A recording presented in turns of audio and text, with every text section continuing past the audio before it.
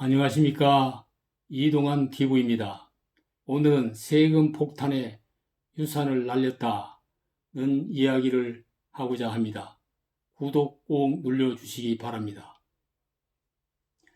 증여세와 상속세는 누진세가 적용되기 때문에 증여 또는 상속하는 액수가 크면 클수록 그 세율이 높아집니다. 자신의 소유는 언젠가는 사회단체에 기부하거나 배우자와 자녀에게 물려주어야 합니다. 물려주는 방법에는 증여와 상속의 두 가지 길이 있습니다. 문제는 생전의 재산을 무상으로 증여할 때는 증여세를 내야 하고 사후에 상속을 받을 때는 상속세를 내야 합니다. 두 가지 모두 세율이 10에서 50%로 비슷합니다. 그러나 증여세는 증여를 받는 사람이 받는 재산에 대한 세금이 붙습니다. 상속세는 고인의 전체 재산에 과세를 하게 됩니다. 누진세율은 1억이야 10%, 5억이야 20%, 10억이야 30%, 30억이야 40%, 30억 초과 50%를 적용합니다. 2016년 1월 1일부터 적용된 증여재산 공제액은 배우자 6억 원이며 직계존속 5천만 원, 미성년자 2천만 원, 기타 친족 1천만 원입니다. 상속재산 공제액은 기본 공제 2억, 배우자 공제 최고 30억, 자녀 공제 5천만 원, 연로자 1천만 원, 장애인 1천만 원이며 일괄 공제 5억 원이 됩니다.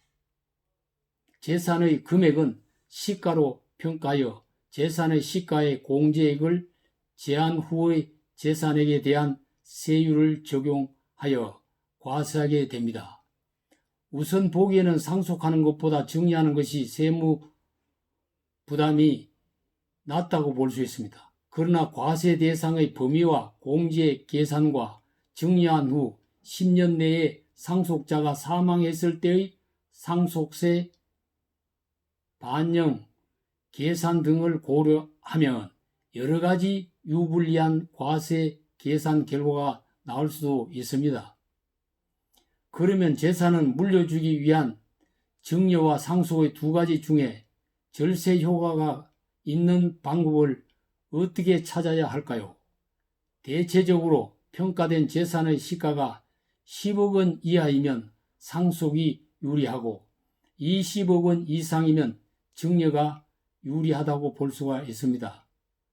부모가 자녀에게 재산을 물려주면서 절세를 위해 증여를 선택했다면 10년간 간격으로 5천만 원까지는 증여세가 면제되는 것과 증여 후에 증여자가 10년 안에 사망했을 경우에 그 기간에 따라 상속세 반영을 하는 점 등을 생각해서 감안하면 미리부터 증여 계획을 세우고 추천해야 유리하다고 볼 수가 있습니다. 상속을 선택했을 경우에는 상속자가 사망한 후에 이루어지는